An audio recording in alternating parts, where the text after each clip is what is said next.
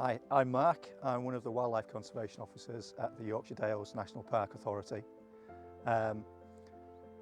There's a team of us, and who wouldn't want to be working in a place like this? I've been coming to the National Park for a very long time, since I was a little kid.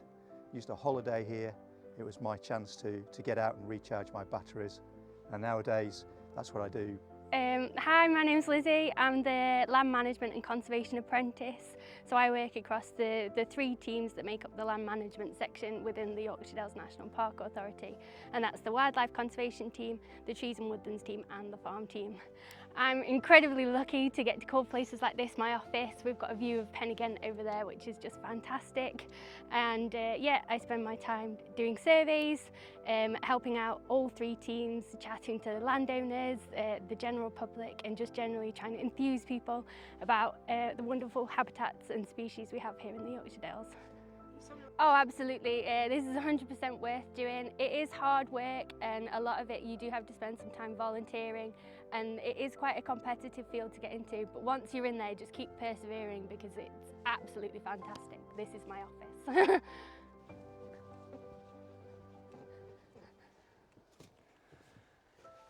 So, what a place. Pen y Ghent behind us, one of the iconic three peaks. And then across there, the industrial quarrying, a bit of a juxtaposition. And behind us, Swarth Moor. So Mark, what are rewetting projects? So a rewetting project, I suppose in a sense as the word implies, is trying to make somewhere wetter. And the wetter in this case is on a bog. Now, bogs generally should be wet. We all associate bogs with being wet.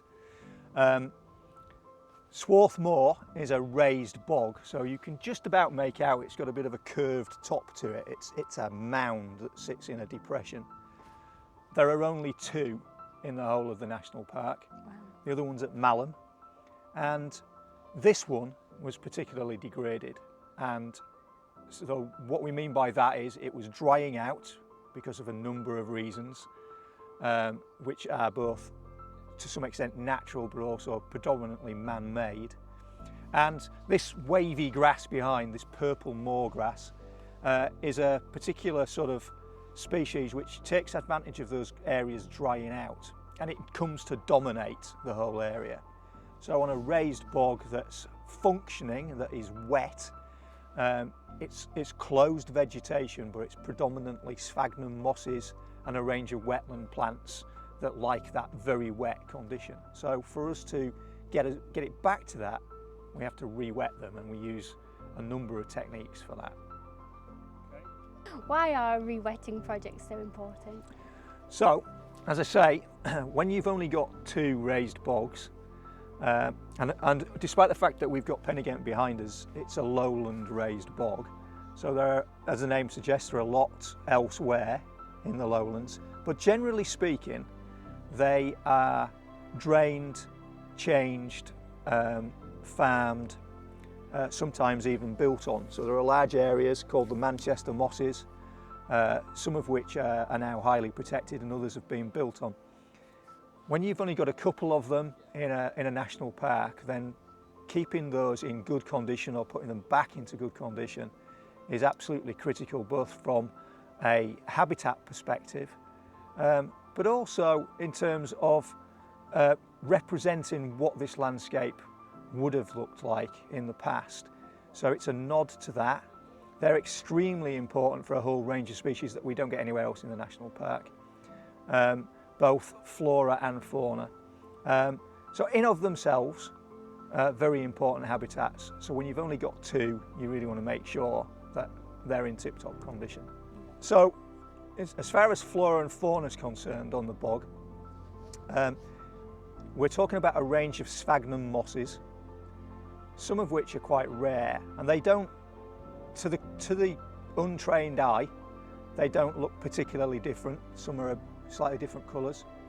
Mixed in with those sphagnum mosses, you get a range of orchid species that are specialists. So bog orchid is one, and it's very, very tiny.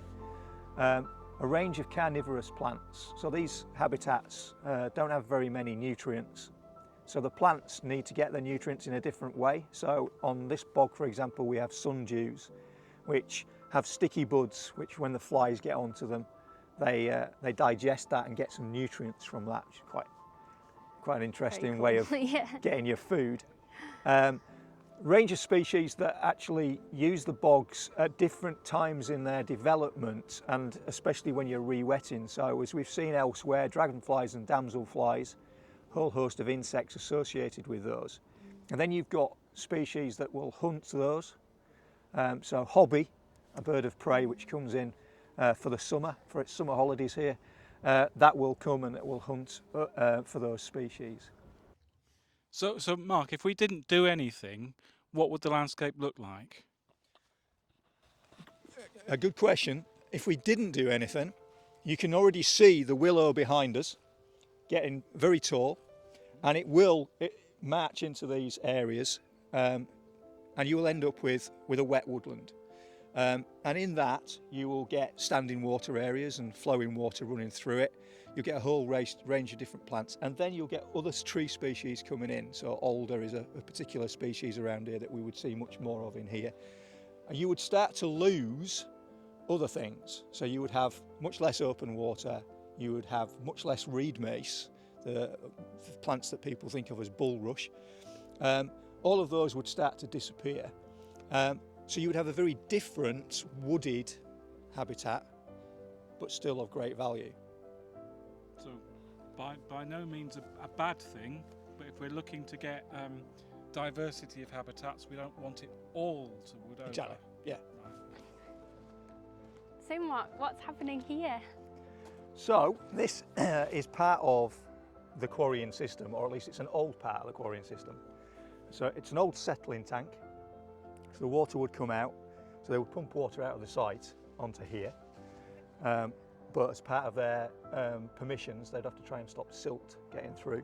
So you have a settling tank, water comes in, silt settles out, overflows out into the... It's no longer used, they don't pump water out this side anymore, it goes out the other side.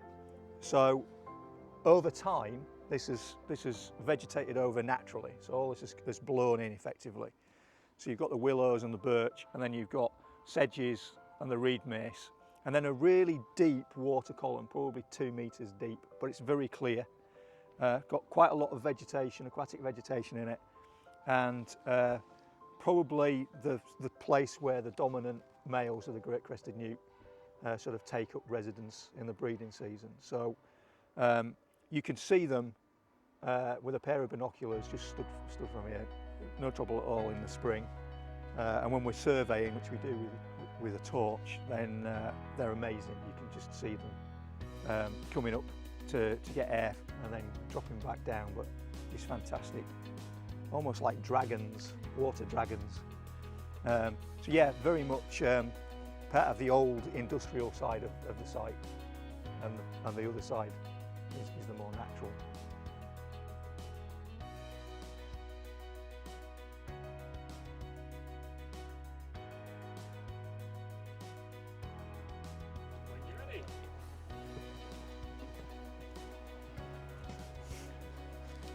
So Mark, when was the drying of Swarth Moor recognised as a problem? It's probably been something that's been recognised for 20-25 years really, but prior to sort of the year 2000, because the area was quite heavily grazed, it wasn't really considered as an issue that could be addressed.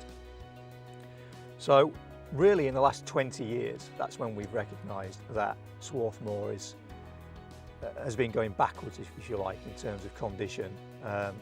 It's historically had peat cuttings on it which have started to degrade in places, so they've started to open up, and when we had sheep on, they would exacerbate that. So you would see that elsewhere on peatlands in the dales and elsewhere, where on one level the sheep haven't opened it up, but they keep it open, and then that starts to erode. So with that and the combination of water levels dropping because you'd got this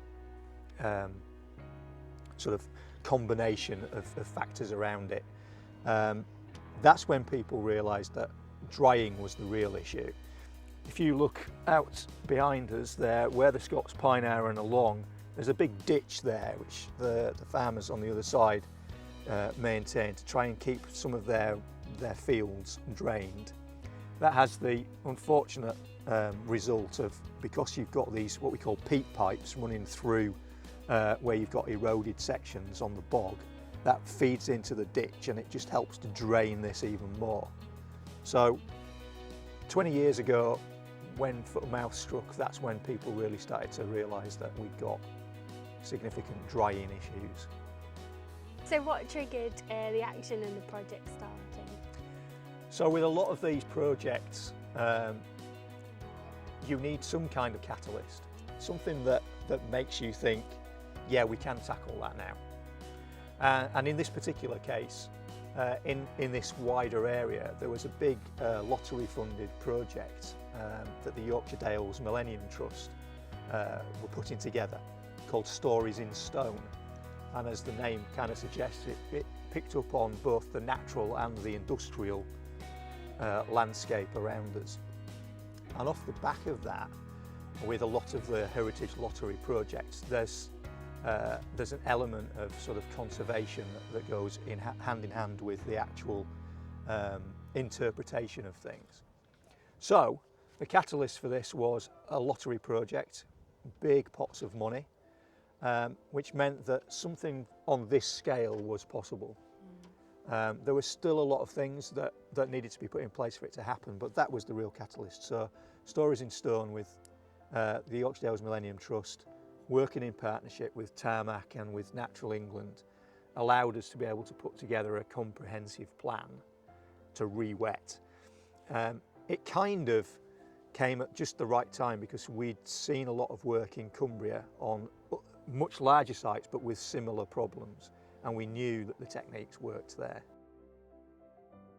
These are really nice. Are they plastic?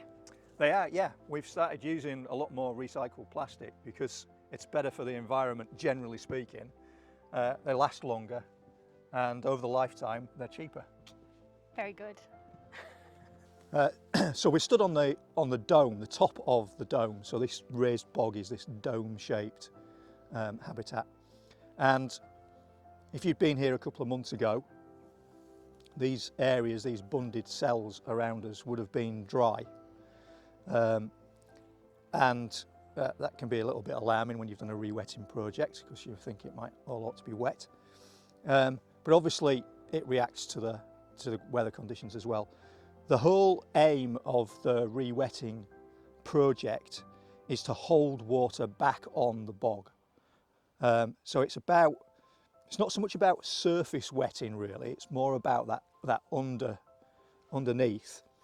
And when we go a bit further out, you'll see some of these cells look almost like lakes. They're quite deep and they're holding a heck of a lot of water back, but that means that's being held on the bog, and it has this incremental effect as you come back up the slope to the top of this mound.